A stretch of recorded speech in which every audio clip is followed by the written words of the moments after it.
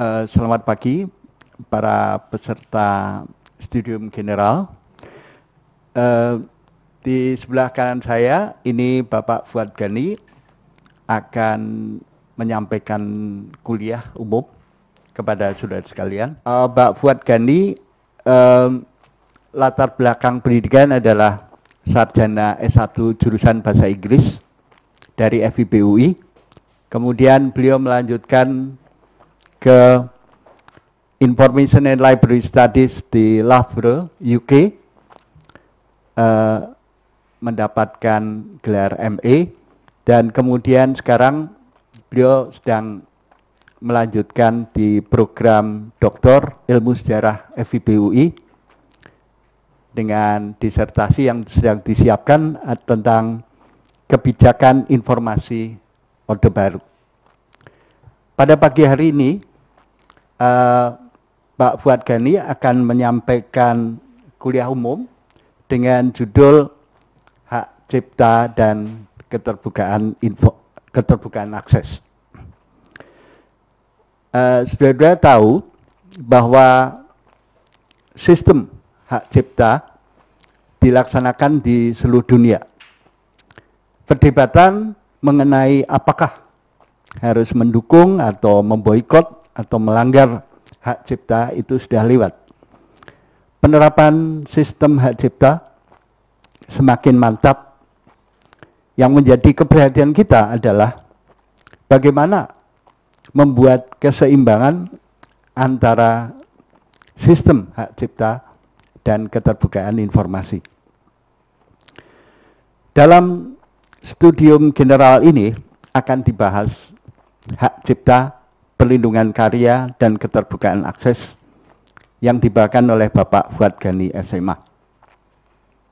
Hak adalah klaim yang dibuat oleh orang atau kelompok orang yang satu terhadap yang lain. Di sini akan dijelaskan hak tersebut dalam sistem hak cipta yang tentunya memiliki implikasi dalam dunia kehidupan, yakni interaksi antara manusia, khususnya yang berkaitan dengan akses terhadap informasi. Nanti Bapak Fuad Gani akan menyampaikan kurang lebih setengah jam, kemudian kita lanjutkan dengan tanya jawab. Kami persilakan Pak Fuad Gani. Baik Pak Sumaryanto, terima kasih. Teman-teman sekalian dan mahasiswa tentunya, kita melihat bahwa masalah hak cipta ini selalu menjadi sumber terjadinya konflik kepentingan, terutama dari pencipta atau pemilik hak cipta, kemudian juga tentunya masyarakat di satu pihak atau publik yang punya kepentingan untuk menikmati karya cipta. Saya mencoba untuk mengutip beberapa hal yang menarik dari tokoh dunia yang dikenal sebagai namanya Pablo Picasso. Dia mengatakan bahwa semuanya mulai dengan ide, kemudian menjadi sesuatu yang lain. Artinya adalah bahwa ide-ide itu menjadikan suatu pijakan untuk menciptakan suatu karya intelektual yang kemudian dikembangkan dalam bentuk tulisan, rekaman, dan sebagainya, sehingga seseorang akan mengklaim bahwa suatu karya itu memang menjadi miliknya. Dan ini merupakan sesuatu yang paling mendasar bahwa perlindungan suatu karya itu menjadi concern ketika sebetulnya kalau dari perkembangan sejarah adalah ketika ditemukannya mesin cetak. Ini yang menjadikan bahwa perlunya ada perlindungan karya intelektual yang diberikan kepada seorang pengarang atau pihak-pihak yang diberikan hak itu sendiri. Jadi Picasso mengatakan bahwa I begin with an idea and then it becomes something else. Jadi ide kemudian dikembangkan menjadi sesuatu yang spesifik. Tapi Picasso juga mengatakan bahwa kadang-kadang copyright itu dalam keadaan tertentu menjadikan pengarang seakan-akan menjadi dull, artinya tidak berkembang karena merasa sudah puas, karyanya berhasil dan dia sudah cukup untuk berkarya. Memang kalau kita lihat dalam perkembangannya, banyak pihak yang menjadikan copyright itu sebagai suatu sumber penghidupan. Dalam konteks internasional kita lihat misalnya pengarang Harry Potter yang karena karyanya yang sangat luar biasa, maka kekayaannya menurut media itu melebihi kekayaan Ratu Elizabeth sendiri ininya. Kemudian kita juga lihat orang terkaya di dunia, misalnya Bill Gates, bukan misal artinya Bill Gates itu bahwa dengan adanya ciptaan Microsoft Office-nya, dengan perlindungan hak cipta, dia menjadi orang yang terkaya di dunia dengan memanfaatkan perlindungan hak cipta. Kalau kita lagi ingin nambah yang menarik, misalnya pengarang Da Vinci Code, Brown, telah menghasilkan beberapa buku yang terkenal ada Da Vinci Code, dan menurut data terakhir, buku tersebut laku sampai 45 juta kopi di dunia. Kemudian kalau dia mendapatkan royaltiesnya, kita bayangkan berapa miliaran yang dia dapatkan dari penulisan buku ini. Karena kalau kita lihat hak cipta ini merupakan sesuatu persoalan yang rumit dan kadang-kadang terkesan samar, sehingga selalu menimbulkan perdebatan di antara pihak yang mempunyai kepentingan-kepentingan yang berbeda. Pada intinya adalah pengarang atau juga penerbit di satu pihak dengan masyarakat yang pada intinya menginginkan karya-karya intelektual atau karya-karya yang punya manfaat bagi masyarakat dapat diperoleh dengan secara gratis atau free. Ada hal yang kita perlu perhatikan di dalam menyangkut copyright ini, dua hak yang menjadi utama. Pertama adalah di dalam copyright ada yang namanya hak ekonomi, kemudian yang kedua adalah hak moral. Hak ekonomi pada intinya adalah hak untuk memperbanyak karya cipta tanpa harus ada perlindungan, artinya bahwa seseorang yang menghasilkan suatu karya cipta, dia mendapatkan semacam license atau royalties untuk memperbanyak karya cipta. Jadi pada intinya adalah hak cipta itu hak seorang pencipta atau pengarang untuk memperbanyak karya ciptanya, dan melarang pihak lain untuk memperbanyak tanpa izinnya. Jadi pada intinya adalah hak cipta semacam hak monopoli yang didapat oleh seorang pencipta atau pengarang untuk melindungi karyanya dari reproduksi dari pihak-pihak yang tidak berhak untuk melakukannya. Kemudian sifat dari hak cipta ini yang menyangkut hak ekonomi itu bersifat temporer, artinya dalam beberapa kasus di undang-undang, hak ini berlaku sampai 50 tahun setelah pengarang yang bersangkutan meninggal. Jadi cukup lama perlindungannya, dan selama itu berarti setiap orang yang akan memproduksi karya yang dilindungi oleh hak cipta, dia harus mendapat izin. Ini ya. Jadi hak untuk memperbanyak suatu karya ciptaan adalah hak ekonomi. Yang kedua adalah hak moral. Hak moral pada intinya adalah pertama hak untuk diakui sebagai pencipta atau pengarang suatu karya cipta, dan hak untuk menjaga agar karya-karyanya itu tidak mengalami perubahan-perubahan yang sesuai dengan penulisan aslinya. Kita melihat misalnya kasus atau tulisan-tulisan tentang karya-karya William Shakespeare yang karya-karyanya sudah menjadi karya klasik, dibahas oleh ratusan buku, kemudian juga menjadi karya yang abadi, dan ciri dari karya Shakespeare misalnya biasanya berakhir tragis intinya. Karya yang terkenal misalnya adalah Romeo dan Juliet yang merupakan karya yang monumental, dan di situ kita melihat bahwa akhir dari cerita ini kedua sejoli ini harus meninggal dalam cerita tersebut. Jadi artinya setelah ratusan tahun kalau orang ingin merubah supaya cerita itu menjadi cerita yang mengenakan, tidak berakhir dengan tragis, happy ending seperti film-film India atau cerita-cerita dongeng, orang tidak boleh berhak untuk menggantikannya walaupun Shakespeare sebagai pengarang sudah wafat ratusan tahun yang lalu. Jadi di sini artinya bahwa suatu karya itu harus berhak untuk dipertahankan keasliannya, dan orang tidak boleh berhak untuk menggantikannya. Jadi ini yang menjadi inti utama adalah hak ekonomi dan hak moral. Dan di dalam perkembangan di publik itu yang jadi muncul adalah masalah perlindungan hak ekonomi. Nah, kita melihat di beberapa kasus, jadi kita bicara secara kasus di Indonesia, ini misalnya ada perdebatan masalah konser Kidung Abadi Chrisye yang digelar pada 2012 lalu, ini menimbulkan permasalahan copyright karena pihak promotor live action dianggap tidak minta izin pencipta lagu legendaris Yoki Suryo Prayogo beserta rekannya Debbie Nasution. Artinya mereka menganggap bahwa untuk suatu performance kegiatan itu pun juga harus mendapat izin dari pengarang aslinya. Kemudian kita melihat juga di Indonesia, ini yang juga cukup memprihatinkan masalah pembajakan software. Jadi berdasarkan laporan Business Software Alliance BSA dan International Data Corporation, itu kita lihat bahwa Indonesia adalah negara terbesar ke-12 di dunia dengan tingkat pembajakan software.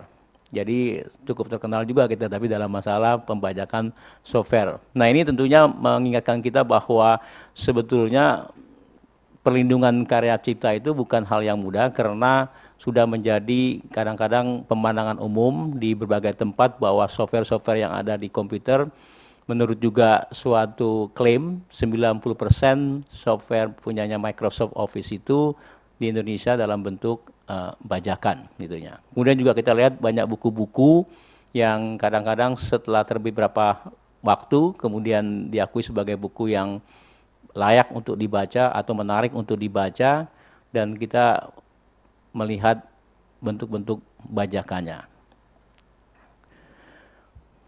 Di kasus dunia kita melihat ada yang menarik ini ketika ada sebuah foto, kemudian dari foto itu dirubah menjadi suatu inspirasi dalam bentuk patung yang kalau kita lihat ada kemiripan dan ternyata ini menimbulkan masalah copyright. Kemudian diproses secara pengadilan dan dinyatakan bahwa dalam kasus ini si pembuat patung itu harus juga membayar ganti rugi karena dia mendapat inspirasi dari foto yang sebelumnya dibuat. Jadi kalau kita melihat kesamaannya cukup signifikan. Nah, ini menjadikan bahwa kasus ini dimenangkan oleh pemilik hak cipta gitu. Nah, kemudian ini pasti wajah yang sangat kita kenal karena ini adalah pemimpin dunia Barack Obama. Di dalam kampanyenya Barack Obama memberikan suatu bentuk kampanye dengan tulisan hope dan ada foto yang sudah dimodifikasi tentunya yang ternyata ini berasal dari foto yang dibuat oleh AP Press ininya. Kemudian dimodifikasi sedemikian rupa oleh salah satu orang yang berinisiatif untuk mencoba mempromosikan Obama dan ini kemudian menjadi masalah hukum karena pihak punya foto awal mengatakan bahwa sebetulnya poster ini diambil berdasarkan foto aslinya dan tentunya copyrightnya masih dipegang oleh si pembuat aslinya. Dalam proses di pengadilan akhirnya kedua belah pihak ini sepakat untuk berdamai sehingga masalah ini bisa diselesaikan di luar pengadilan. Kita lihat juga ini kasus menarik lainnya, ada suatu foto yang diambil oleh seorang, kemudian dimodifikasi dengan tambahan ada gitar dan sebagainya, dan pemilik aslinya mengatakan ini juga adalah sebetulnya diambil agak mirip dengan kasus Barack Obama, tetapi ini dalam setting yang berbeda, jadi ada foto orang di hutan kemudian dimodifikasi oleh tambahan-tambahan. Nah, dalam kasus ini pihak pengadilan mengatakan bahwa karya yang berikutnya dianggap sebagai karya derivatif ini itu merupakan banyak unsur keasliannya sehingga dianggapnya menjadi karya asli terbaru. Jadi dianggapnya ini suatu karya yang berbeda sehingga permohonan dari pihak pencipta awal tidak dikabulkan. Nah, ini penyanyi legendaris dari Freddie Mercury yang kalau kita dengar lagunya sangat banyak terkenal, Bohemian Rhapsody, kemudian Killer Queen dan sebagainya. Ini juga menjadi masalah karena penyanyi Vanilla Ice ini kemudian mengadakan modifikasi dari lagunya Freddie Mercury dan dianggap juga terjadi penyontekan sehingga dengan demikian dianggap bahwa lagunya yang dibawakan oleh Ice itu dianggap sebagai suatu hanya modifikasi yang tidak substantif dan dianggapnya tetap Freddie Mercury, dan dalam ini grup Queen-nya berhak untuk mendapatkan royaltiesnya. Nah, di Indonesia kita melihat bahwa kenyataan di lapangan memang penerapan hak cipta ini dikesankan pemerintah menjadi cukup dilematis itu. Di satu pihak bahwa kita sudah punya undang-undang hak cipta dengan revisi-revisinya, dan undang-undang ini sebetulnya juga hasil dari tekanan dari Bob Geldof, seorang promotor di musik di Inggris yang waktu itu terkenal dengan programnya Aid for Africa dengan lagunya We Are the World. Lagu We Are the World ini merupakan lagu yang sukses luar biasa, dan keuntungan yang didapat dari lagu ini diberikan untuk mereka-mereka yang kebetulan pada saat itu kelaparan di Afrika. Dan lagu ini marak sekali dibajak di Indonesia dengan kualitas rekaman yang luar biasa, sehingga pihak Backlog merasa bahwa orang Indonesia itu menikmati kesenangan di atas penderitaan orang Afrika yang sedang mengalami kelaparan. Sehingga dia datang ke Indonesia dan memprotes agar lagu-lagu yang banyak itu dilarang. Dan saat itulah Indonesia juga berpikir untuk menciptakan, sebelum undang-undang hak cipta kita pernah ada, tapi dianggap itu merugikan kita sehingga pernah dihapus dan dibangun lagi. Dan pada intinya adalah sebuah komitmen dari negara untuk melindungi karya cipta. Namun dalam pelaksanaannya banyak ditemui kendala-kendala yang sangat signifikan, terutama menyangkut adalah masalah perlindungan hak ekonomi. Karena kita lihat bahwa dengan adanya perkembangan teknologi informasi, semuanya menjadi sangat mudah. Gitu. Kalau kita berjalan misalnya di sepanjang Jalan Margonda Depok, itu sepanjang jalan banyak tempat-tempat yang menawarkan bisnis fotokopi, yang kita bisa memperbanyak suatu buku dalam hitungan sehari 2 hari, dan yang kadang-kadang hasil dari kopi itu sendiri lebih menarik, lebih bagus daripada aslinya. Sementara juga kita melihat yang masalah dihadapi Indonesia adalah misalnya maraknya CD atau VCD yang bajakan, yang kalau kita lihat di lapangan dijual dengan harga yang relatif murah, 5-10 ribu.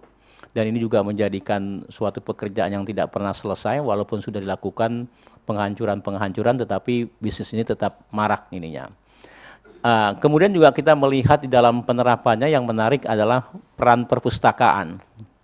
Sebetulnya kita lihat di perpustakaan itu sebagai lembaga yang berkomitmen untuk pengembangan copyright, karena karya-karya yang dimiliki oleh ada pada koleksi perpustakaan pada intinya adalah merupakan karya, pemikiran, inspirasi, dan juga energi yang dikeluarkan seorang pengarang untuk menghasilkan suatu karya yang bermanfaat untuk peradaban.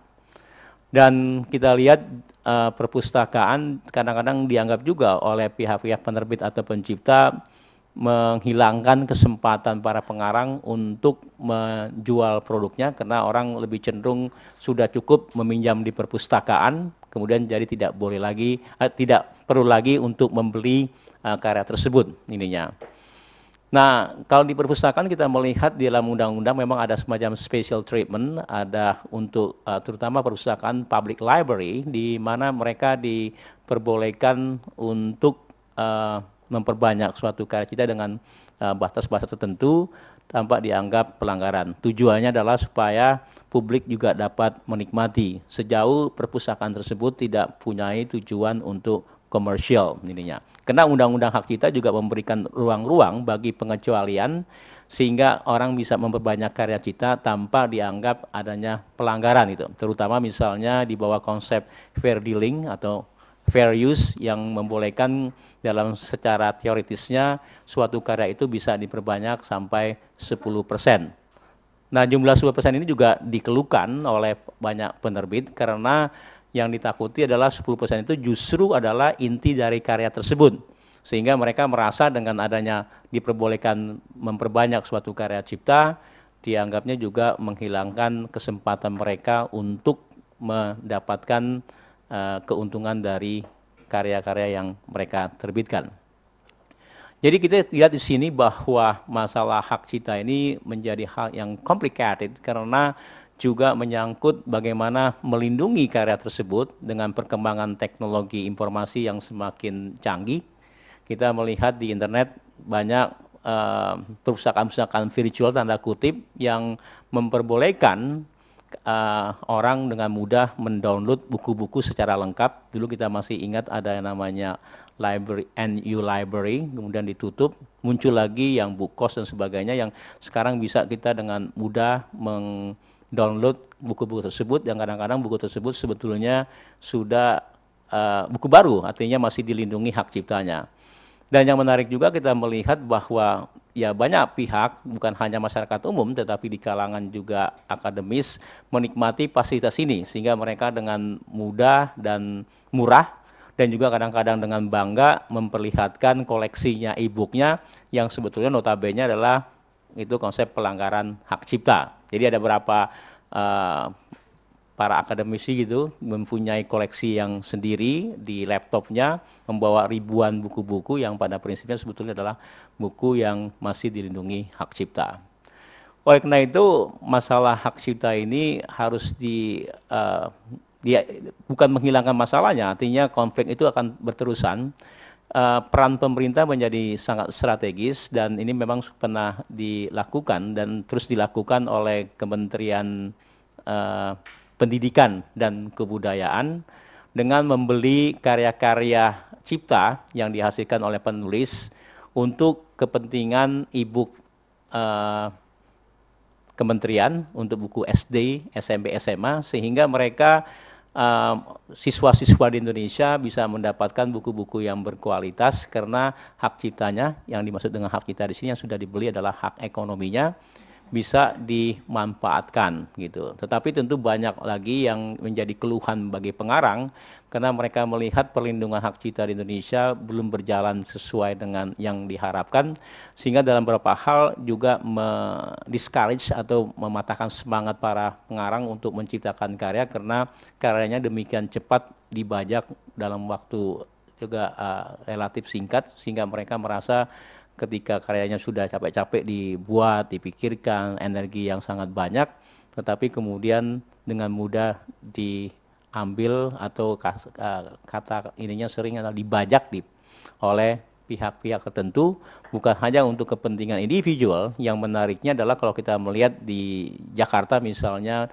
beberapa pusat toko buku, katakanlah di Jakarta Pusat, kemudian juga di Bandung juga ada, di mana orang dengan mudah bisa mendapatkan buku-buku yang sebetulnya adalah buku yang dibajak gitu secara massal, sangat terstruktur, dan publik pun merasa menikmati mendapatkan buku yang murah. Memang sebetulnya ada suatu konflik kepentingan antara pihak penerbit atau pengarang dan juga masyarakat yang menginginkan bahwa semua karya itu bisa tersedia secara gratis, kemudian bisa dinikmati. Sementara penerbit berpikir bahwa mereka sudah melakukan investasi, pengarang sudah mengeluarkan semua energi untuk berpikir dan mengekspresikan. Nah, yang paling penting juga ya, tidak dilupakan bahwa karya cipta adalah melindungi ekspresi dari suatu ide. Jadi idenya sendiri tidak dilindungi, tetapi ketika ide itu diekspresikan, diungkapkan, dan ditulis dalam bentuk media yang permanen, direkam, ditulis dengan komputer misalnya, atau juga dengan tulisan tangan, dia secara otomatis dilindungi. Karena undang-undang hak cipta ini pada intinya tidak mengharuskan si pencipta untuk mendaftarkan karya ciptaannya untuk mendapat perlindungan. Sifat perlindungan hak cipta adalah otomatis. Jadi misalnya kalau kita menghasilkan suatu karya cipta, itu bisa dengan menuliskan kata C dalam kurung, artinya copyright. Ini berdasarkan Universal Convention yang disponsori oleh di bawah UNESCO, salah satu badan PBB yang bergerak di bidang kebudayaan dan pendidikan, bahwa semua karya itu secara otomatis, dan undang-undang kita juga menjadikan hal seperti itu. Jadi ini yang menjadi utama, tentunya kita berkeyakinan bahwa konsep ini menjadi hal yang sangat penting satu pihak untuk melindungi pencipta, sehingga mereka bisa melakukan kerja-kerja intelektual tanpa takut karyanya dibajak, tetapi pada kenyataannya dengan juga sifat mendua dari masyarakat, di satu pihak mendukung aktivitas intelektual, di lain pihak juga mendiscourage aktivitas tersebut. Kemudian juga penerapan hak cipta yang dikesankan sampai ini juga pemerintah nampaknya kurang memperhatikan, sehingga kalau kita melihat fenomena sekarang bahwa banyak karya-karya hak cipta yang sudah dilindungi hak cipta itu dirampas dalam tanda kutip kesempatannya untuk juga mendapatkan investasi yang mereka dapatkan, yang mereka keluarkan di dalam penciptaan tersebut ininya. Jadi kalau kita melihat ini merupakan PR, dan kalau di bidang ilmu pustakaan dan informasi kita melihat bahwa perpustakaan mencoba untuk melakukan usaha mengimbangi gitu antara kebutuhan masyarakat di satu pihak yang tentunya menginginkan bahan-bahan yang bermutu dengan harga murah dan kalau mungkin dengan gratis, dengan kepentingan penerbit yang berusaha tentunya melindungi karya ciptanya, dan perpustakaan menjadikan suatu institusi yang menarik untuk berperan begitu tidak mudah. Untuk satu pihak dia akan memberikan informasi-informasi pengetahuan yang bermanfaat, di lain pihak dia harus juga melindungi karya tersebut. Nah, hal yang menarik misalnya di beberapa perpustakaan, misalnya kita melihat adanya operasi atau jasa layanan mesin fotokopi yang untuk beberapa pihak dianggapnya itu memberikan ruang bagi terjadinya pelanggaran hak cipta itu sendiri ininya.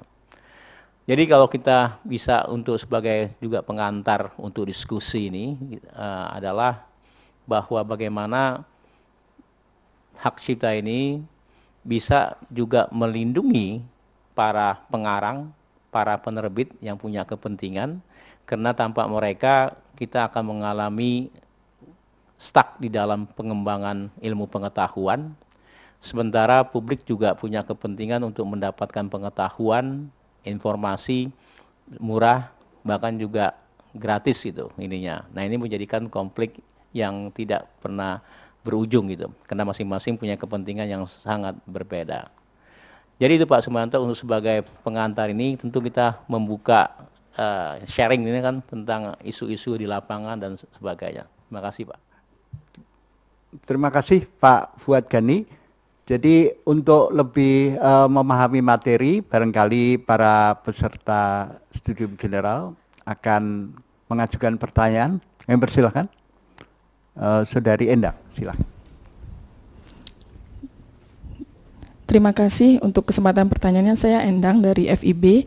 Yang ingin saya tanyakan adalah kepada Pak Fuad, bagaimana kaitannya bila hak cipta itu berupa pelanggaran karya ilmiah, yang beberapa kali kita saksikan dalam beberapa berita bahwa ada doktor promosi, tapi ketika setelah sudah menjadi doktor ternyata dia menjiplak penuh karya seseorang itu. Kemudian bagaimana kira-kira menurut Bapak upaya dalam penanganan masalah tersebut, baik dari universitas atau Diknas mungkin ya, apakah sudah maksimal menurut Bapak upaya tersebut? Terima kasih. Kan Pak Fuad Gani. Kemarin saya membaca di koran Bandung, Pikiran Rakyat ya kalau Bandung itu ya, itu ada berapa universitas swasta karena dosennya ada yang menyiplak, atau yang istilah sekarang yang lagi terkenal plagiarisme itu, maka universitasnya yang dihukum gitu. Kesian juga, artinya yang salah satu masa institusinya, dan itu menimbulkan keberatan juga dari pihak kooperatif swasta yang menganggap bahwa kalau yang salah satu jangan semuanya dong dikenain kayak gitu. Jadi kita melihat, dan sebetulnya plagiarisme itu menjadi suatu fenomena yang menarik karena pertama karena kita melihat adalah perkembangan teknologi informasi yang luar biasa, yang kita istilahkan ada semacam konsep copy paste gitu kan, copy kemudian dengan begitu mudahnya orang menyiplak kemudian hanya diganti nama dan sebagainya.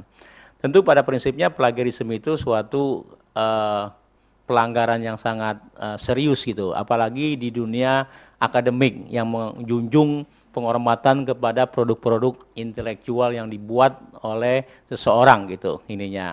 Dan kita lihat bahwa di beberapa daerah, bahkan seorang profesor pun akhirnya terkena kan, karena dituduh karyanya itu ternyata juga menyiplak ininya. Kasus juga yang menarik, ada suatu karya kemudian diterbitkan di koran dan ternyata karya tersebut dibaca di seluruh dunia dan si pengarang aslinya mengatakan ini kan karya saya gitu kan, secara substansif ini sama.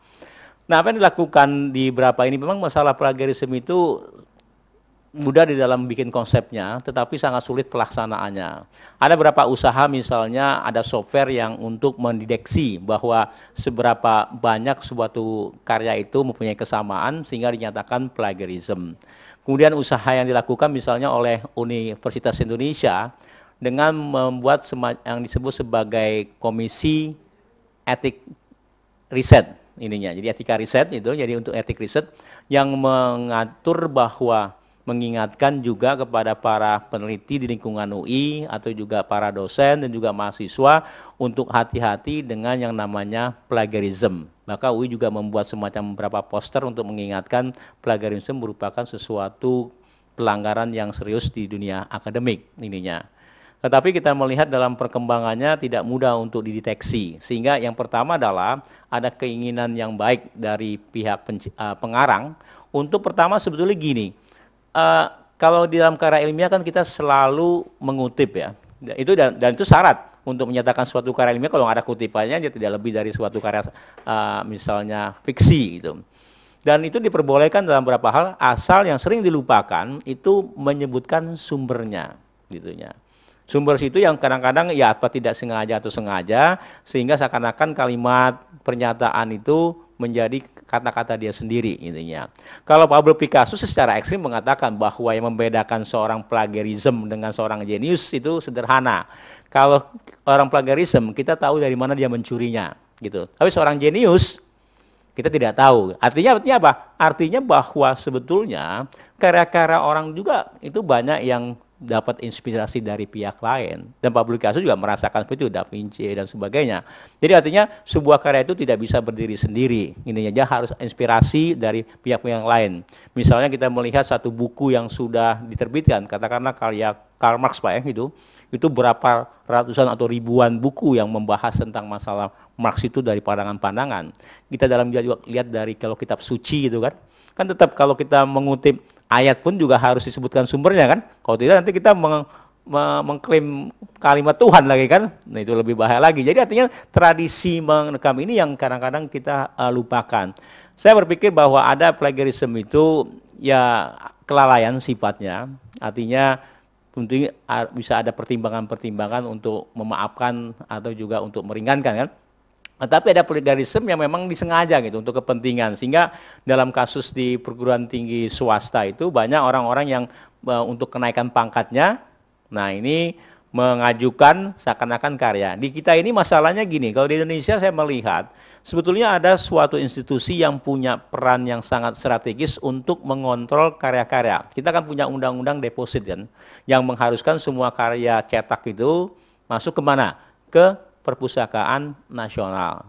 Namun nampaknya ini Perpustakaan Nasional karena satu dan lain hal lah, saya nggak tahu itu dasarnya, belum bekerja secara maksimal, sehingga ada kalau kita di perpustakaan itu ada istilahnya bibliografi kontrol ya Pak Sumanto ya, yang mencoba untuk mengidentifikasi semua karya-karya itu, sehingga dengan demikian itu bisa menjadi pertama adalah kekayaan intelektual kita sebagai simbol peradaban, yang kedua sebetulnya adalah untuk mendeteksi adanya karya-karya yang sebetulnya punya karya orang lain yang diklaim kayak gitu. Apalagi kalau kita melihat karya-karya yang sudah 30 tahun, 20 tahun yang orang sudah lupakan, kemudian di recycle lagi, kemudian diklaim oleh pengarang lain sehingga menjadi miliknya, yang kadang-kadang si pengarangnya sendiri tidak tahu bahwa karyanya dibajak kayak gitu ininya. Nah ini hal seperti itu yang ini. Tapi juga ada yang kasus menarik yang orang dituduh plagiarisme, dia sendiri tidak melakukannya.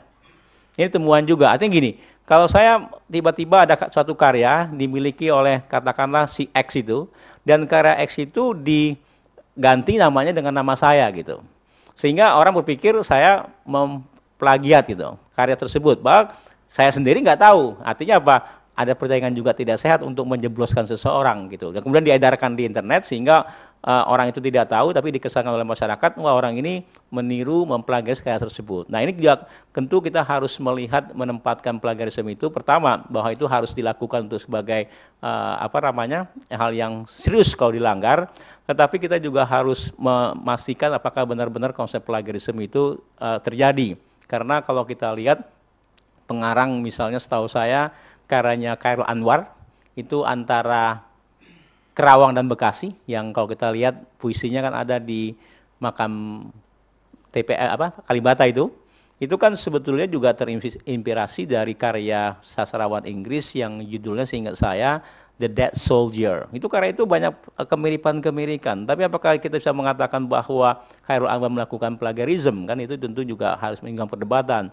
Karyanya Hamka, Tenggelamnya Kapal Van der Witch, pernah dituduh oleh kelompok Lekra itu bahwa merupakan karya ciplakan, dan dia memelihatkan kalimat-kalimat yang sama. Tetapi kita harus ingat bahwa suatu karya itu tidak lepas dari pengaruh-pengaruhi. Bahkan karya-karya Shakespeare pun ada yang mengatakan bahwa sebetulnya terinspirasi dari karya sastra Arab yang judulnya Romeo dan Juliet itu adalah Laila Majnun, Laila yang gila. Jadi dari itu dimodifikasi sedemikian rupa sehingga menjadi suatu karya yang juga mendunia. Bahkan penulis aslinya pun juga jadi terlupa, artinya penulis yang memberikan inspirasi kalah tenarnya dengan Shakespeare, dan Shakespeare kan dianggap yang jenius kan. Tadi dikatakan oleh Pablo Picasso, perbedaan seorang plagiarisme dengan jenius, bahwa kita kadang-kadang tidak tahu dari mana dia sebetulnya mendapat inspirasi kita sembunyikan. Jadi saya rasa itu yang cukup penting untuk diperhatikan ininya. Ya. Baik, lanjutkan, Saudara Anton, silakan. Ya. Baik, terima kasih Bapak Sumaryanto yang sudah mempersilahkan saya selaku moderator, dan Bapak Fuad Gani ya selaku pemateri. Cukup bagus isu ini ketika kita munculkan ke publik gitu ya, diangkat dalam kuliah umum seperti ini, karena memang masih sangat jarang saya rasa Pak gitu. Saya merasa ada kegundahan begitu ya Pak ketika setelah tadi mendengar pemaparan dari Bapak gitu ya, di satu sisi kita dia sebagai orang dari bidang perpustakaan atau informasi dengan gencar mencoba membudayakan minat baca atau minat akses terhadap informasi ya. Salah satunya tentu dengan membuka akses sebesar-besarnya terhadap informasi, dan mungkin buku juga ya mudah mungkin untuk diakses. Contohnya kita bikin berbagai program-program, kemudian kita bagaimana cara mengolah buku sedemikian rupa agar mudah diakses oleh pengguna atau pemustaka kita. Kemudian di satu sisi sekarang kita dihadapkan juga oleh kalau dibilang bisa jadi ya sebagai ada pembatasan-pembatasan gitu Pak, sehingga muncul kontradiksi, kemudian muncul juga konflik-konflik gitu. Nah, kemudian yang ingin menjadi pertanyaan saya dan juga mungkin nanti bisa didiskusikan juga dengan teman-teman adalah pendekatan apa sih yang paling tepat ya untuk kita terapkan untuk mengatasi persoalan ini. Mungkin saja kalau menurut saya karena berasal dari orang Fakultas Ilmu Pengetahuan Budaya, mungkinkah pendekatan budaya lebih tepat di sini daripada pendekatan-pendekatan yang sifatnya menghukum gitu ya Pak. Nah, kalau kita lihat memang di Jakarta sekarang lagi marak-maraknya lebih ya, kepada menurut saya gini Pak, tindakan preventif ketimbang tindakan yang sifatnya menghukum gitu. Kenapa tindakan preventif bukan yang menghukum? Kalau tindakan menghukum yang jelas-jelas kelihatan saja susah ngukumnya, apalagi hal-hal yang sifatnya seperti ini. Untuk pendekatan Pak, kemudian saya sebenarnya ada dua pertanyaan nih Pak. Apakah penyebab dari pelanggaran hak cipta ini salah satunya misalkan untuk pengguna nih, fotokopi buku atau mungkin pembajakan seperti itu dipicu oleh pertama kelangkaan karya tersebut di pasaran gitu Pak. Nah, sehingga untuk dapetinnya susah, ya udahlah dapat dari perpustakaan atau di mana di fotokopi saja. Karena saya belum menemukan sampai sekarang nih Pak, kalau untuk karya yang mudah didapatkan atau misalnya kitab suci Pak, Al-Qur'an gitu untuk di masjid atau di musola, karena susah dapetinnya kita fotokopi aja, beli satu kemudian difotokopi. Selalu kan beli semuanya yang asli seperti itu. Nah, itu yang kedua Pak. Kemudian yang ketiga adalah karena harga-harga karya itu cukup tinggi Mas Yan. Nah, jadi apakah fotokopi dipilih biasanya juga selain karena langka, juga biar harganya lebih murah, begitu Pak. Nah, bagaimana Bapak menanggapi atau teman-teman menanggapi? Nah, sekian pertanyaan saya. Nah, terima kasih. Ya, kalau ditanyakan cara yang paling tepat untuk mengatasi yang namanya pembajakan atau yang sejenisnya, jawabannya saya juga tidak bisa memberikan kayak gitu, karena ini masalah yang complicated kayaknya. Tetapi ada beberapa hal tadi yang saya setuju dengan konsep tadi preventif ininya. Artinya memberikan suatu kata tadi ada kata menarik, pendekatan budaya ininya. Artinya di situ budaya kan juga orang berbudi kan kayak gitu. Artinya adalah bahwa masyarakat memang perlu diberikan semacam sosialisasi yang intens untuk menghargai karya cipta. Karena sebetulnya karya buku pun kitab suci kan juga karya Tuhan kan kayak gitu. Yang tentu kalau misalnya kita ganti nama kita kan juga Tuhan pun marah kan ininya. Artinya apa? Artinya memang dari kecil itu perlu masyarakat diajarkan untuk menghargai karya-karya intelektual orang lain ininya. Ini yang menjadi hal yang penting kayak gitu. Kemudian tadi kalau ditanyakan apa sih yang menjadikan motivasi orang melakukan katakanlah reproduksi atau pembajakan atau sejenisnya, ini menjadikan masalah yang juga kompleks. Sebagian telah disebutkan oleh Anton bahwa pertama menyangkut karena buku itu sulit didapat gitu. Bukunya sedikit langka sementara kebutuhan sangat banyak. Ini terjadi misalnya juga setahu saya di beberapa perpustakaan, karena pertama edisinya atau juga eksemplarnya sangat sedikit sementara kebutuhan banyak, sehingga perpustakaan dengan niat baik ya, tidak ada niat untuk komersial, niat apa hanya untuk memuaskan kepentingan pemustaka atau pengguna memperbanyak karya tersebut. Tapi perpustakaan itu punya yang aslinya, sehingga dengan demikian ada dianggapnya masih dalam toleransi sejauh itu hanya untuk kepentingan di lingkungan sendiri karena melihat keterbatasan. Karena bisa aja bukunya sangat baik, tetapi buku tersebut sudah tidak lagi diterbitkan. Ini kan jadi masalah juga, sementara kebutuhannya di tempat tertentu atau di sekelompok orang tertentu menjadi suatu kebutuhan yang tidak bisa dihindarkan, karena untuk menunjang aktivitasnya atau kebutuhan lainnya. Yang kedua, ini yang sering juga menjadi alasan kenapa orang melakukan pembajakan itu, memang bukunya yang harganya mahal itu.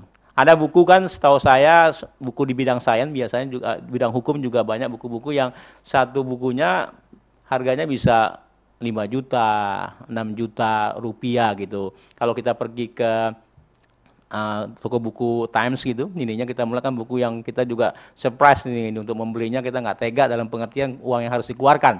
Itu kok buku ini harganya bisa 3 juta, 4 juta. Sehingga orang pada saat itulah ketika langka, kemudian ketika harganya mahal, orang membuat justifikasi untuk melakukan reproduksi tanpa izin dari si pengarang. Artinya apa? Artinya biasanya atas nama untuk berbagi pengetahuan, gitu. Untuk kemajuan kemanusiaan, peradaban. Saya rasa niatnya baik, tetapi konsepnya adalah bahwa niat yang baik itu harus diikuti dengan cara yang baik ininya. Dan tentu tidak mudah. Karena kalau kita jujur, kita juga mungkin salah satu yang juga melakukan pelanggaran itu kan, sadar atau tidak sadar ininya. Jadi ini menyebabkan, nah apa yang dilakukan? Ya pemerintah saya setuju bahwa sebetulnya konsep-konsep punishment sesuatu pekerjaan yang impossible lah. Kalau kita melakukan pekerjaan undang-undang hak kita dilakukan implementasi secara sesuai aturan undang-undang, orang melanggar didenda, dihukum dan sebagainya, karena setahu saya undang-undang hak cipta ini kan sudah sifatnya bukan lagi delik aduan, tetapi delik biasa. Artinya apa? Ketika orang dilihat bahwa ada potensi untuk melakukan pelanggaran hak cipta, polisi bisa bertindak untuk melakukan tindakan istilahnya mengebrek, artinya untuk melarang kegiatan tersebut ininya. Tetapi berapa banyak itu dilakukan, yang sulit kan. Kepolisian juga kayaknya putus asa juga. Setiap tahun kita ada upacara pemusnahan CD-CD bajakan itu. Tetapi kan CD di Glodok, kemudian di tempat-tempat pasar kaget yang muncul setiap hari Minggu, itu kan menjadi pemandangan. Maka ada keluhan juga CD-CD itu yang bajakan juga beredar di mal-mal yang notabene tempat yang juga sangat terhormat kan. Jadi itu menjadi hal ini. Nah, apa yang dilakukan? Pertama, peran pemerintah adalah mencoba untuk kalau melihat suatu karya itu mempunyai benefit yang banyak dihasilkan oleh pengarang yang bagus gitu, ada usaha pemerintah untuk mencoba memberi semacam royaltiesnya kayak gitu, sehingga karya-karya tersebut yang mahal tetapi bermanfaat, apakah itu dari pengarang dalam negeri atau pengarang luar negeri, bisa didapatkan secara free. Saya rasa itu pernah dilakukan juga oleh Perpustakaan Nasional kan, untuk mencoba membuka akses sebesar-besarnya. Syaratnya setahu saya kalau Anda boleh mengakses kalau menjadi anggota kan. Jadi anggota Perpustakaan Nasional boleh mengakses membaca karya-karya tersebut ininya. Syaratnya itu. Dan itu kan mudah. Jadi menunjukkan peran pemerintah untuk mencoba membuka akses sebanyak-banyaknya pengetahuan yang punya nilai, yang dengan demikian untuk mengurangi. Jadi ini artinya adalah pada intinya kita mencoba membangun kesadaran di masyarakat untuk menghargai karya cipta orang lain, sehingga nanti, nah ini munculnya saya rasa harus diberikan bukan hanya tingkat-tingkat mahasiswa atau orang-orang akademik, tetapi justru pada usia-usia dini gitu, di tingkat SD, SMP mereka dilatih untuk mencoba punya kepribadian yang menghargai karya intelektual orang lain, sehingga nanti kita akan mendapatkan generasi yang begitu menghormati karya-karya itu, dan minimal menurut saya menghindari nanti yang konsep-konsep terjadinya banyaknya maraknya plagiarisme. Karena saya mendapat informasi, tidak saya menyebutkan instansi atau juga lembaganya, itu banyak mahasiswa kalau diberi tugas itu dia cari di Google, kemudian di copy-copy, dikonstruksi sedemikian rupa dan diklaim sebagai karyanya tanpa menyebutkan sumbernya. Ini menjadi, artinya gini, internet menjadi suatu ladang atau sumber yang sangat subur bagi orang untuk melakukan tindakan-tindakan pelanggaran hak cipta. Ini, saya rasa itu Pak. Terima kasih. Masih ada pertanyaan yang lain? Ya, kami silakan Saudara Farli. Terima kasih atas waktunya, Pak. Memang untuk permasalahan hak cipta ini, khususnya untuk lembaga informasi seperti perpustakaan, jadi semacam dilema seperti yang sudah disampaikan oleh penanya sebelumnya ataupun Pak Fuad sendiri, bahwa perpustakaan banyak sekali terpaksa tanda kutip memperbolehkan seseorang untuk mengcopy tanpa harus izin ke penulisnya gitu. Nah, dalam banyak kasus, khususnya untuk seperti perpustakaan hukum misalkan, banyak terbitan-terbitan karya-karya yang ada di perpustakaan yang memang sudah tidak lagi ada beredar di pasaran. Bahkan dari pihak perpustakaan sendiri coba mengkomunikasikan dengan penerbitnya yang memiliki hak komersial untuk menerbitkan buku tersebut, mereka juga tidak punya lagi, karena rata-rata buku-buku seperti buku hukum relatif hanya sekali terbit kemudian tidak ada lagi. Nah, bagaimana untuk kasus-kasus seperti itu? Seperti ini, apakah memang perpustakaan harus juga mencari penulisnya, padahal di kita kelemahannya tidak ada semacam database mencari para penulis-penulis ini gitu, yang sekiranya orang ada yang butuh, karyanya juga sudah lama atau sudah tidak ada lagi di pasaran, sehingga perpustakaan pun mengizinkan untuk menggandakan buku tersebut. Kemudian yang kedua, berkaitan dengan seringkali ditemukan ada tulisan harus izin penulis, padahal itu terbitan pemerintah. Nah, bagaimana untuk terbitan pemerintah ini yang jelas-jelas didanai oleh APBN, APBD yang merupakan uang rakyat, yang seharusnya itu diperbolehkan untuk diketahui oleh masyarakat banyak. Yang saya ketahui kalau untuk di kalangan lembaga swadaya masyarakat, di setiap bukunya malah diizinkan untuk menggandakan, asal kalau dia mengutip harus ditulis referensinya. Mungkin itu dulu Pak pertanyaannya, terima kasih. Ya baik, tadi ada dua pertanyaan, yaitu tentang penggandaan di perpustakaan, dan kalau terbitan pemerintah ini copyright-nya pada siapa? Ini saya kira yang inti pertanyaan. Silakan Pak Fuad. Tertarik dengan kata kita ini tidak punya database pengarang pencipta ininya. Yang tadi saya katakan juga harusnya bisa dimainkan oleh Perpustakaan Nasional sebagai berfungsi kan, dia mencatat semua karya-karya intelektual. Sehingga dengan demikian kita punya, kalau kita lihat dari buku karya-karya Indonesia tentunya, diketik kemudian kita bisa men-tracing siapa orangnya, bahkan juga alamatnya sehingga memudahkan. Di kita ini sebetulnya gini, kelemahan kita adalah masalah pendataan. Bahkan negeri ini luar biasa di dalam konteks-konteks kekayaan intelektual, tetapi karena ketidakadaan database atau sumber-sumber, kita bisa banyak kehilangan dan kemudian diakui kan. Kita kan baru ribut kalau misalnya diklaim, misalnya lagu kita apa, Rasa Sayangi, kemudian Reok logo itu dikatakan bahwa punya, baru kita ribut dan sebagainya. Tapi kalau sekarang ayam tentrem, lupa lagi kegiatannya. Nah, kata database ini sebetulnya jurusan Departemen Ilmu Pustakaan Informasi ada tugas nih untuk mencoba kegiatan program ataupun namanya saya nggak tahu, untuk mencoba menginventori karya-karya tersebut, siapa pengarangnya, alamatnya, sehingga nanti kalau kita membutuhkan. Memang ada buku-buku hukum. Saya jarang mendengar buku hukum itu menjadi bestseller kan kayak gitu. Artinya dibeli seperti kalau karya fiksi Da Vinci Code secara yang contoh ekstrim, bayangkan 45 juta itu adalah yang aslinya, artinya tidak dibajak. Tapi kalau biasanya secara hitungan statistiknya yang dibajak lebih banyak lagi. Artinya buku itu jangan-jangan ratusan juta yang dibaca oleh banyak orang. Walaupun buku ini juga ditentang di beberapa negara kan kayak gitu. Nah, ada hal yang menarik bahwa di Indonesia buku kalau dianggap bestseller itu nggak banyak. Setahu saya kalau buku Anda itu dibeli sampai 3.000 eksemplar, 3.000 kopi, itu buku itu sudah diklaim sebagai buku bestseller.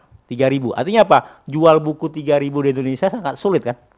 Ininya. Bandingkan tadi yang punya Da Vinci Code 45 juta kopi laku dunia, di luar mungkin terjemahannya ininya. Sehingga apa? Ada buku-buku yang kita melihat masih punya sebetulnya kebutuhannya sangat intens gitu. Publisher tidak menerbitkan lagi karena secara ekonomi tidak menguntungkan. Dan kalau kita melihat sekarang tren di toko buku, katakanlah Gramedia, kita kan lihat buku biasanya paling lama dia ada di rak itu 3 bulan. Itu pun kalau buku laku kan. Setelah 3 bulan buku itu harus diganti, ditarik dengan buku-buku lain. Begitu berputar. Jadi Anda beli buku hari ini, ketika 3 bulan lagi mau beli buku, udah nggak tersedia lagi, harus pesan dan sebagainya. Apalagi buku yang sudah 5 tahun, 10 tahun yang kadang-kadang orang juga melupakan. Sementara di institusi tertentu masih diperlukan. Kalau saya melihat, yang pertama kita punya goodwill, niat baik. Bahwa kita mencoba berkomunikasi dengan pengarangnya atau penerbitnya sebagai pemilik hak cipta untuk meminta, ada nggak terbitan yang sisanya atau apa untuk mendapatkannya. Dan tentunya ini usaha tersebut dibentuk dalam tulisan surat menyurat komunikasi supaya ada bukti. Kalau tidak dilakukan lagi, pendapat saya ini bukan suatu nasihat hukum ya, karena kan saya bukan orang legalitas dan sebagainya, tetapi ini hal yang banyak terjadi dilakukan, ada semacam goodwill dari perpustakaan untuk mencoba menghubungi, berusaha berkomunikasi dan sebagainya. Kalau tidak juga ada tanggapan atau juga sulit dikontak, minimal kita ada niat baik untuk melakukan komitmen terhadap perlindungan hak cipta. Nah, kalau misalnya tidak juga untuk kepentingan publik gitu, dalam beberapa hal kopi-kopi terbatas dimungkinkan sejauh itu hanya untuk lingkungan sendiri terbatas gitu untuk nian. Nah, itu karena kita melihat juga ada ajas manfaatnya ininya. Yang kedua tadi menyangkut ini yang suka dilupakan gitu. Konsekuensi kalau kita bekerja, kalau gini dalam copyright itu ada namanya terms of employment. Kalau kita bekerja pada saat digaji, employment itu kan ketika kita bekerja. Nah, ketika kita bekerja, kemudian kerja kita dibiayai oleh negara, misalnya kami Pak Sumaranto, kemudian juga teman-temannya lain, ini kan UI ini kan lembaga publik kan, artinya banyak dananya itu dibiayai, didanai oleh negara. Nah, secara ini kan jelas-jelas kalau karya itu dibiayai oleh negara, katakan yang paling gampang ini adalah UI setiap tahun menawarkan dana miliaran rupiah untuk riset, gitu kan. Nah, riset itu diberikan dalam bentuk grant hibah kepada peneliti-peneliti UI yang dianggap capable atau juga punya hal-hal yang menarik untuk diteliti. Nah, secara aturan bahwa saya melihatnya pemilik hak cipta dalam hal ini terutama adalah hak ekonomi. Hak ekonomi itu adalah punya negara. Ininya, artinya negara. Nah, negara itu karena negara biasanya kan juga untuk publik, kecuali bahwa penelitian-penelitian itu diketahui bisa membahayakan kepentingan negara itu sendiri. Jadi itu dilindungi Undang-Undang Keterbukaan Informasi Publik. Jadi kalau penelitian-penelitian yang menyangkut untuk keamanan negara dan sebagainya bisa merugikan negara secara keseluruhan, itu dikecualikan. Tetapi ketika dia sudah di luar itu, harusnya penelitian-penelitian itu bisa disebarkan ke banyak pihak, ininya terbuka, sehingga ilmu itu bisa di-sharing. Penemuan-penemuan yang dibiayai UI itu kan bisa sampai ratusan penelitian baru yang harusnya bisa dilihat oleh publik kayak gitu. Nah ini kita harapkan, artinya adalah bahwa suatu ciptaan yang dibiayai oleh negara, hak ekonominya dimiliki oleh negara kan. Tetapi di copyright ada juga yang namanya hak moral kan. Nah hak moral ini yang dimiliki oleh si peneliti, si pengarang, sehingga namanya harus dicantumkan. Oleh karena itu kan dalam kasus di beberapa lembaga swadaya masyarakat malah mereka mengatakan silakan perbanyak kan kayak tersebut, tapi jangan lupa hak moralnya. Artinya hak moralnya adalah mencantumkan si pencipta untuk cara menghormati. Karena gini, sifat hak cipta itu kan yang namanya hak ekonomi itu bisa dijual. Itu terjadi misalnya kalau kita melakukan perjanjian copyright dengan penerbit gitu. Dulu banyak penyanyi-penyanyi Indonesia yang terkenal karena ketidaktahuannya dibeli oleh recording industry dan lagunya itu menjadi terkenal karena dia nggak tahu bahwa hak cipta ekonomi sudah dibeli. Ketika lagu itu meledak di pasaran, ya dia cuma gigit jari kan karena sudah dibeli hak ekonominya. Tapi si pencipta lagunya kan tetap ditulis ininya. Yang kedua adalah bahwa tentu karya-karya tersebut bisa diinikan kalau ada manfaatnya. Ada yang berpikir kalau saya mendapatkan suatu tulisan yang bagus, saya bersyukur dibaca dan saya gratiskan orang berbanyak sebagai amal jariah saya kan kayak gitu. Kan pengetahuan kan bisa juga jadi amal jariah kan yang bisa pahalanya mengalir gitu. Ada juga begitu sehingga silakan aja karya saya diperbanyak, semoga bermanfaat. Tapi tetap yang abadi adalah hak moralnya, hak untuk diakui sebagai. Jangan lupa bahwa Anda mengutip atau juga mendapatkan bahan itu dari saya sebagai pencipta. Nah ini yang juga kadang-kadang di Indonesia sering orang melupakan gitu. Sehingga jangankan membayar royaltisnya, namanya aja diganti gitu. Seakan-akan karya dia yang menimbulkan plagiarisme. Nah perpustakaan memang selalu menimbulkan hal yang dilematis. Satu pihak dia ingin membuat akses sebesar-besarnya kepada publik sehingga masyarakat menjadi cerdas, maju. Tapi di lain pihak dia juga mendapat tekanan dari para penerbit yang memprotes bahwa banyak karya-karyanya kena perpustakaan, jadi orang nggak mau beli kan kayak gitu. Nah ini, keadaan ini lagi makin berkepanjangan. Kalau kita lihat sekarang udah ada namanya e-book kan, dan saya lihat banyak perpustakaan ya sadar atau tidak sadar ada pustakawannya. Ya kita banget good intention ya sebetulnya bahwa mereka ada yang mencari di internet, gitu kan, buku-buku dikumpulkan, di-download gitu ininya. Kemudian dibagikan kepada pemustaka atau pemakai. Nah ini tentu menjadi hal-hal yang dilematis. Niat baiknya bagus untuk berbagi, tetapi ya tanpa sadar juga menyebarkan juga. Yang saya takuti adalah kalau misalnya satu hal ada penerbit yang keberatan atau juga memprotes, itu bisa menjadi masalah hukum yang serius juga. Kasusnya misalnya terjadi di Australia. Ada sebuah perpustakaan yang menyediakan mesin fotokopi ininya. Jadi kalau di aturannya adalah bahwa sebetulnya kan hanya boleh fotokopi 10% gitu kan. Setiap ini dikontrol. Ternyata ada juga pemakai yang pintar juga. Setiap hari 10% kan 10 hari sudah jadi satu buku kan. Kemudian diketahui oleh si pengarangnya bahwa bukunya jadi dibajak banyak lah tanda kutip. Kemudian si pengarangnya menuntut, ya akibatnya apa?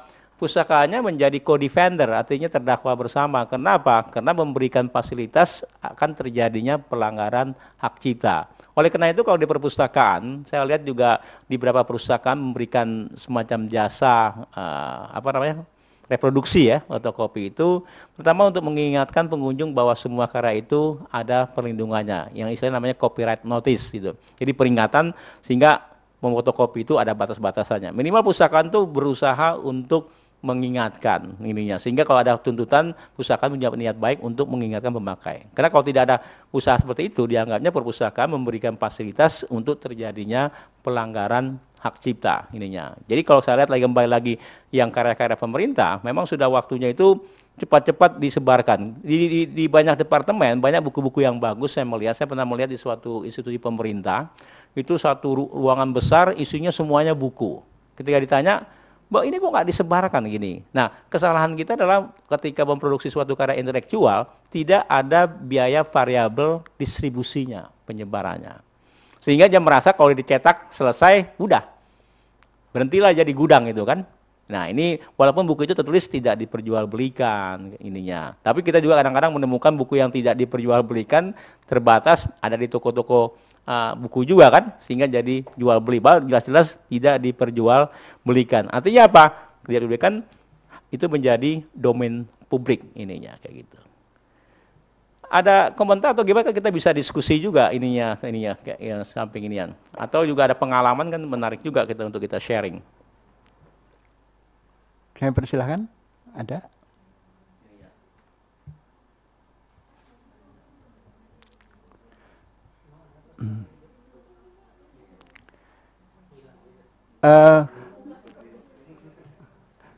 Pak Fuad, saya tadi ingin mengklarifikasi tentang terbitan pemerintah tadi. Jadi terbitan pemerintah itu apakah memiliki hak cipta? Kan tentu saja memiliki hak cipta. Bahwa dia bisa harusnya disebarkan kepada masyarakat karena dia sudah dibiayai oleh pemerintah. Jadi bagaimana itu Pak? Jadi artinya pertama kan yang kita lihat hak cipta itu ada dua, hak ekonomi dan hak moral. Hak ekonominya adalah hak untuk memperbanyak karya cipta yang merupakan sebetulnya konsep monopoli yang diberikan oleh undang-undang terhadap si pencipta. Nah, dalam kasus misalnya suatu produk dibiayai oleh negara, maka negara itu kan dibiayai sebetulnya juga adalah kepentingan publik kan rakyat, karena uangnya kan dari rakyat itu kan pajak atau bentuk-bentuk lainnya. Jadi artinya ketika itu kita sudah jadi ininya dan dibiayai oleh negara, secara ekonomi itu haknya bisa menjadi kesannya jadi diberikan, karena kan hak kita itu kan properti. Jadi artinya dia bisa diberikan kepada masyarakat sehingga masyarakat dipersilakan memperbanyak karya itu, menerbitkan lagi boleh. Tapi dengan catatan jangan lupa si pengarangnya disebutkan kayak gitu. Artinya siapa sih, kan buku itu kan pasti ada penciptanya, ada timnya dan sebagainya sejenisnya, itu harus dikutip dengan baik kayak gitu. Jangan dihilangkan karena dianggapnya yang salah orang itu kan berpikir bahwa yang namanya hak kita melulu menyangkut hak ekonomi. Bukan, hak kita itu yang dua itu adalah duit tunggal, artinya dua-duanya harus dilakukan untuk menghormati karya tersebut. Jadi artinya Pak, yang tentu kita perbanyak, tetapi kalau misalnya gini, ini bisa pemerintah. Kita mengolah lagi sebagai sesuatu memperbanyak, mereproduksi gitu. Kan sudah diberikan haknya kepada publik. Tetapi kita kan tetap mencantumkan si nama penciptanya. Kalau itu hasil penelitian, ya penelitiannya nama Pak Sumaryanto, ya tetap itu adalah Pak Sumaryanto sebagainya. Tetapi karya itu tetap bisa diperbanyak karena itu kan penelitiannya dibiayai oleh negara. Karena itu kita juga hati-hati kalau misalnya konsekuensi suatu kegiatan dibiayai oleh negara, ya kita harus siap-siap karya-karya kita itu bisa diakses oleh publik tanpa batas kayak gitu ininya. Itu Pak intinya. Terima kasih. Oh, silakan, kami silakan. Sudah. Oke, ada pertanyaan begini Pak. Jadi dari tahun 2000 ketika Perpustakaan ITB waktu itu menggagas konsep Ganesha Digital Library, Indonesia Digital Library Network. Masalah yang muncul pertama kali dan menjadi perdebatan barangkali dari dulu sampai sekarang pun masih terus terjadi adalah masalah takutnya para pengelola perpustakaan perguruan tinggi akan karya skripsinya nanti akan dibajak gitu loh. Dan ketika saat itu pendekatan moral yang dilakukan, saya lihat sampai sekarang pun tidak pernah berhasil gitu Pak, pendekatan moral tersebut. Tetap aja ketakutan orang akan karyanya dibajak itu mengalahkan segalanya. Tapi yang menarik adalah ketika muncul kebutuhan menjadi populer di Webometrics, di mana salah satu persyaratannya adalah perpustakaan harus men-sharing konten-konten digital dengan jumlah yang lumayan banyak. Tiba-tiba perpustakaan jadi berani untuk berbagi dengan kebutuhan, yaitu tadi dengan kepentingan bisnis tadi. Mungkin saya nggak tahu apakah ini sesuatu yang salah atau mungkin bisa jadi pendekatan itu kita gunakan agar salah satu misi perpustakaan itu untuk mendorong orang mau berbagi pengetahuan itu bisa terjadi gitu Pak. Terima kasih. Ya, yang persilakan langsung. Ya, saya rasa perkembangan sekarang di kita ada usaha yang disponsori juga oleh Kementerian Pendidikan Kebudayaan namanya Institutional Repository gitu kan. Kebetulan saya diundang untuk bicara di 5 kota itu menyangkut Institutional Repository ini. Pertama tentu ada mahasiswa kita juga yang S1 itu coba meneliti. Sekarang ini Mutia namanya, membandingkan tentang konsep Institutional Repository di UI dan IPB. Yang pertama temuan di lapangannya juga bingung, ternyata kayak orang juga pada bingung tentang Institutional Repository itu penerapan kayak gimana. Yang kedua gini, saya melihat niat baik itu untuk sharing itu suatu hal yang mulia untuk berbagi kan. Tetapi kita harus ingat ada kesan bahwa kita tidak bisa misalnya kementerian itu memaksa karya-karya yang mahasiswa ini. Kan gini, menurut Anda apakah karya mahasiswa itu hak ekonominya punya mahasiswa atau punya lembaga pendidikan yang di sekolah? Gimana? Anda kan nulis nih, tesis. Jadilah suatu tesis yang bagus dan sebagainya. Itu punya siapa ininya? Apa namanya hak ciptanya, hak ekonominya, dan hak moral tentunya. Punya si mahasiswa atau punya lembaga di mana dia belajar? Hak ekonominya terutama. Mahasiswa. Apakah itu berlaku juga misalnya untuk perguruan tinggi negeri? Anda kan dibiayai oleh negara. Jadi pertanyaan gitu kan? Kalau kan Anda kan kuliah ini kan dibiayai oleh negara juga kan? Kalau menghitung secara konteks biaya untuk mahasiswa sih yang kita berikan nggak cukup kayak gitu kan? Itu kan menjadi dilematis ininya. Sehingga Anda katakan kalau mahasiswa di perguruan tinggi negeri hak cipta ekonominya ya punyanya negara gitu. Jadi dia harus berbesar hati kalau itu dibagi gitu. Tapi namanya sebagai pencipta itu lakukan. Tetapi saya menjadi lain kalau dia adalah di perguruan tinggi swasta yang notabene dia akan membiayai biaya sendiri kan kayak gitu. Nah, niat untuk menjadikan sharing itu menjadi hal yang dilakukan sehingga ada peraturan misalnya rektor atau juga kementerian yang mengharuskan semua karya gitu setelah selesai harus ada di-upload, ya kan? Ininya untuk disebarkan. Di UI begitu kan? Yang mengharuskan bahwa karya-karya itu di-upload di perpustakaan. Kalau tidak nanti Anda dianggap belum selesai administrasinya kan? Nah, ini kan tentu menimbulkan juga dilematis karena ada pemaksaan. Padahal sebetulnya di Undang-Undang Hak Cipta, kan undang-undang itu kan yang dibawanya kan tidak boleh bertentangan. Undang-undang itu kan bahwa hak untuk mempublikasikan sebuah karya cipta aja, itu adalah hak moral si pencipta. Jadi kalau saya membuat suatu karya yang bagus, saya katakan, saya nggak mau karya saya dipublikasikan. Itu hak moral dia. Dan tidak boleh dipaksakan. Karena dilindungi kayak gitu. Sehingga kalau misalnya merasa kalau nanti karya saya disebarkan, kemudian juga menjadi orang tahu, kan jadi dirugikan. Nah ini tentu harus case per case. Karena ada juga, saya melihat penelitian-penelitian. Kebetulan saya kan sekarang menjadi anggota Komisi Etik Riset UI ininya. Misalnya ternyata kita harus melihat juga konteks-konteksnya. Kalau fakultas tertentu, katakanlah Fakultas Ilmu Pengetahuan Budaya, sudah hampir dipastikan tidak akan menghasilkan produk yang namanya paten, yang merupakan inovasi. Tetapi Fakultas Teknik, Kedokteran, MIPA, itu bisa menghasilkan paten-paten sehingga tentu karya itu harus dilindungi juga gitu sebelum dia dipatenkan. Jadi ketika mahasiswa misalnya juga di beberapa tempat kan ada mahasiswa S2, S3 ketika tesisnya atau disertasinya dibiayai oleh perusahaan-perusahaan obat, perusahaan tertentu. Nanti hasilnya adalah bahwa produk temuannya itu punyanya yang membayar kan, tetapi hak ciptanya masih ada, hak moralnya si pengarang. Nah, ketika dia melihat ini rahasia atau juga akan dipatenkan, maka kan tidak bisa dipaksakan karena aturan yang mengharuskan semua karya mahasiswa UI itu harus diupload. Ya nanti dia rugi dong kayak gitu ininya. Yang kedua saya melihat ini yang tadi saya bukan menuduh tapi saya melihat bahwa banyak karya-karya yang sudah tersedia secara lengkap itu di kita sebetulnya kan tujuannya adalah pertama tentu untuk bibliometriknya gitu. Jadi hitnya makin banyak kan berarti kan makin tinggi kan.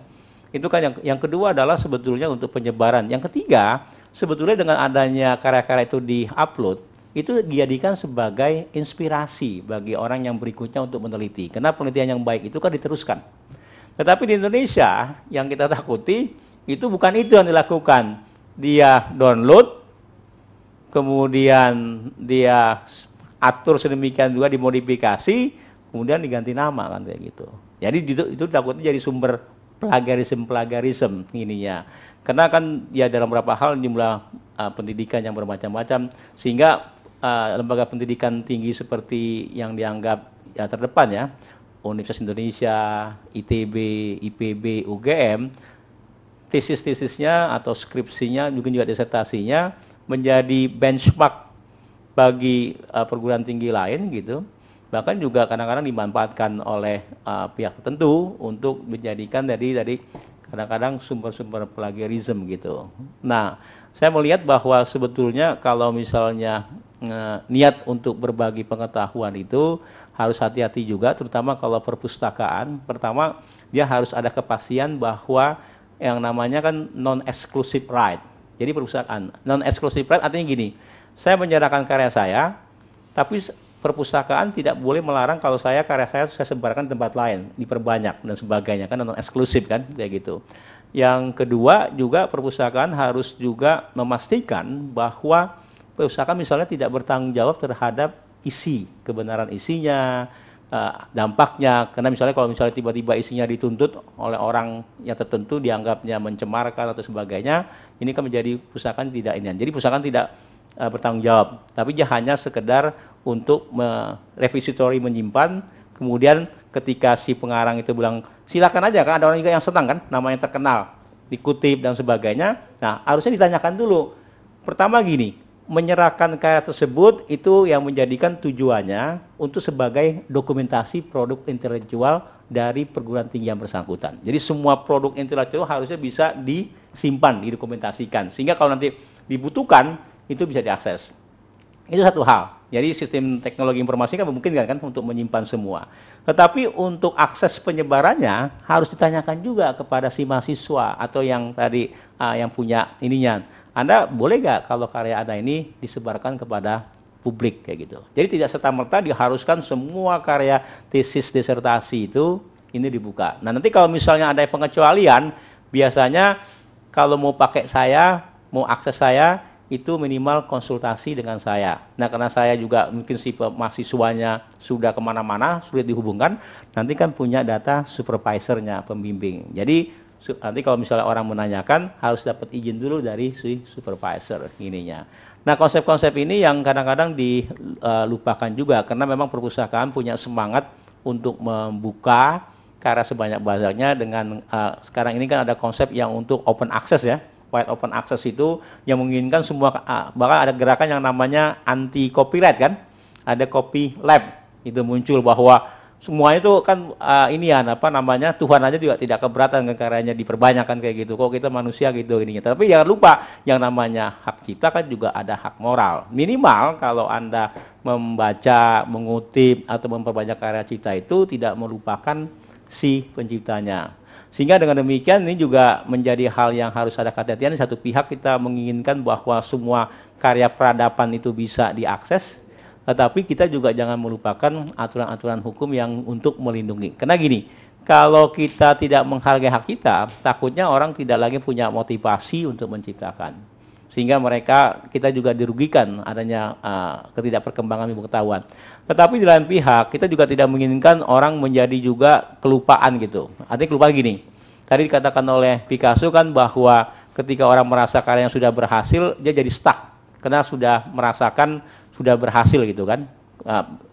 Katakanlah gini lah, kalau Brown itu merasa dengan 45 juta dia dapat share 1000 aja udah 45 miliar kan. Kalau dia dapat 10.000 udah 405, setengah triliun dia dapatkan. Dia merasa ngarang satu buku udah punya setengah triliun kan, sudah selesai lah capek-capek. Nah, itu juga kan enggak ini juga mematikan juga. Sehingga menurut saya si pengarang atau pencipta juga jangan, ya kalau kita istilahkan jangan serakah juga gitu. Kalau karyanya sudah laku, sudah menguntungkan, sudah banyak, setelah 2-3 tahun jadikanlah karya itu menjadi gratis gitu untuk publik untuk memperbanyak kayak gitu. Tapi karena juga yang tidak mau melepas itu sehingga terus menikmati sampai tanpa akhir jadinya. Nah, konsep kepentingan-kepentingan berbeda ini yang menjadikan juga memang masalah perlindungan hak cipta menjadi hal yang tidak mudah. Jadi satu lagi yang harus digarisbawahi, kita melihat sekarang ini ada suatu kegiatan yang namanya Institutional Repository yang mengatakan itu metamorfosa dari digital library. Tapi kalau saya melihat Institutional Repository itu lebih luas dari aspeknya, karena dia mencoba merekam, mendokumentasi semua karya dari suatu institusi, baik arsipnya. Nanti kan lama-lama kan semua itu makin bersatu kan, arsip, perpustakaan, tempatnya kan sama. Yang pengaturan aksesnya itu juga jangan melupakan masalah perlindungan hukumnya, sehingga nanti katakanlah kalau itu dibebankan oleh perpustakaan atau dikelola perpustakaan, dia tidak dituntut oleh pemilik hak cipta. Jadi artinya pastikan ada perjanjian semacam copyright-nya, ada bikin pernyataan. Jadi ketika orang menyerahkan ada statement kan ininya. Nah sekarang ini yang berkembang juga masalah adalah yang saya ketahui, pertanyaan, kalau misalnya saya membimbing mahasiswa tesis atau skripsi, nama saya ada nggak sebagai pencipta? Boleh nggak si pembimbing itu dia katakan juga sebagai pengarangnya? Jadi misalnya saya membimbing Anton gitu kan, kemudian saya waktu diterbitkan nama pengarangnya adalah Anton plus Fuad Gani gitu kan. Kok Pak Fuad kan cuma sebagai ininya, kok dianggap juga pengarang? Nah itu gimana Anda melihatnya sebagai mahasiswa itu? Ini yang menjadi sesuatu yang muncul juga kayak gitu. Karena ada dosen bilang, sebetulnya kalau mau jujur, banyakkan kerjanya dosen itu daripada mahasiswanya, dia dibimbing tulus, kadang-kadang kalimatnya diperbaiki dan sebagainya. Artinya ada dosen yang menjustifikasi 70% itu sebetulnya karya saya gitu kan. Dia cuma ngetik aja ininya. Tetapi ada juga sebetulnya kalau mahasiswanya begitu, ya saya tidak mengatakan dia pintar, bright, tetapi artinya dia konsisten kerjanya, sebetulnya kan dosen itu cuma ngingetin aja kan. Jangan itu agak miring dikit tuh, lurusin lagi dan sebagainya. Artinya cuma untuk supervise, makanya istilahnya kan supervisor kan, mensupervise kayak mandor aja kan. Tapi kan karya kayak si tukang kan. Jadi artinya kalau menurut saya sih sebetulnya tidak juga si dosen itu ada di kepengarangannya. Tetapi ini case per case, karena di beberapa tempat bisa aja si dosen dominan, mahasiswa melakukannya, sehingga dosen bilang kan karya saya juga dicantumkan. Nah hal seperti itu muncul juga. Kalau Anda mahasiswa melihatnya gimana? Patut nggak nama dosen dicantumkan gitu sebagai tadi kepengarangan? Ya menurut saya patut, sepanjang dosen itu memang sangat membantu. Kadang-kadang kan ada mahasiswa yang pasif gitu Pak. Kadang ada mahasiswa yang pasif dan dalam hal ini dosennya yang aktif gitu. Mungkin juga dosen ini memang mungkin ada rasa kasihan atau apa, jadi dia banyak membantu memberikan masukan. Jadi peran dosennya bisa lebih besar dari mahasiswanya gitu Pak. Jadi menurut saya itu bisa saja terjadi. Jadi benar yang tadi Bapak bilang bahwa itu harus dilihat case per case gitu. Ya, makasih Pak. Menurut saya juga patut Pak, kalau dari perspektif mahasiswa yang dibimbing, ini menjadi suatu bentuk penghargaan kami dari mahasiswa kepada dosen pembimbing kami gitu. Mungkin bisa saja dengan memberi hadiah atau apa setelah lulus begitu, tapi rasanya kalau namanya dicantumkan di hasil karyanya itu jauh lebih berharga menurut kami mahasiswa ketika mengikutkan dosen pembimbing di dalam karya kami begitu Pak. Dan kami yang berkarya pun menjadi semakin pede gitu kan, ternyata yang belum apa-apa kemudian ada nama pengarang satu lagi atau penulis satu lagi seorang dosen tersebut gitu Pak. Makanya karena Anda kan akan menulis tesis, jadi agak takut-takut kan. Entah ada pembimbing yang mau bimbing kan kayak gitu ininya kayak, sehingga biarinlah supaya nanti dibimbing dengan baik. Kalau saya melihat sih case per case, tetapi kan sulit juga kalau nggak ada aturan yang mengaturnya. Sehingga saya di UI misalnya itu kan ada juga si dosen boleh menolak untuk namanya dicantumkan, aturan itu kan, bahwa kan ada keberatan kata apakah Anda bersedia namanya dicantumkan, karena dia merasa karya tersebut belum, ya artinya melepasnya dengan berat hati gitu kan, sehingga kalau gitu ya, tapi kalau bagus baru dicantumkan. Tetapi kan menjadi satu posisi yang tidak konsisten dong kalau gitu. Kalau aturan itu kan apakah itu karyanya bagus atau tidak bagus, itu yang harus dicantumkan sebagai konsekuensi. Nah artinya gini, apakah pencantuman nama itu lebih mengacu kepada pertanggungjawaban moral atau kepada kepentingan ekonominya? Ini kan menjadi hal yang berbeda. Kalau kepentingan moral, sehingga dengan demikian dosen pun bukan hanya dosen yang aktif tentunya, atau mahasiswa yang aktif kemudian dosennya pasif, tetapi kedua pihak ini mempunyai tanggung jawab untuk menghasilkan karya-karya yang baik kayak gitu. Nah pengaturan itu ada hubungannya dengan masalah komitmen awalnya dan juga nanti aturan tentang hak cipta. Nah ini yang kita lagi juga bicarakan kayak gitu. Apakah memang secara otomatis sebuah karya mahasiswa yang dibimbing oleh dosen itu maka mencantumkan nama dosennya. Ataukah sifatnya adalah satu mandatory, kewajiban, atau option. Artinya kalau dosennya merasa ya nggak mantep nih karyanya, nama saya dicantumkan, nanti jelek-jelekin nama saya kan kayak gitu kan, dia tidak menyantumkan. Tapi kalau karyanya ini nilainya A dan kadang-kadang menjadi isu yang baik, bahkan juga bisa aja karya itu bisa jadi tulisan kan, bakal jadi buku, maka dia mencantumkan nama. Itu kan sifat mendua menurut saya. Kalau misalnya ini yang tentu harus diatur secara maksimal kayak gitu ininya. Gitu. Bagaimana? Sudah? Sudah. Jadi kita udah 1,5 jam lebih berbicara mengenai hak cipta.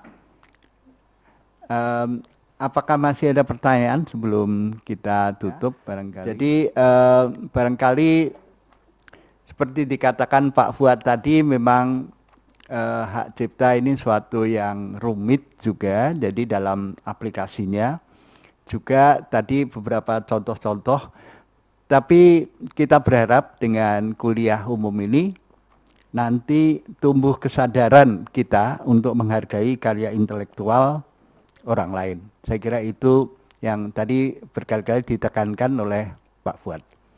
Demikianlah kuliah Studium General pada pagi hari ini. Terima kasih atas kehadiran semua. Terima kasih Pak Fuad. Kita kasih aplaus untuk Pak Fuad sekarang. Ya.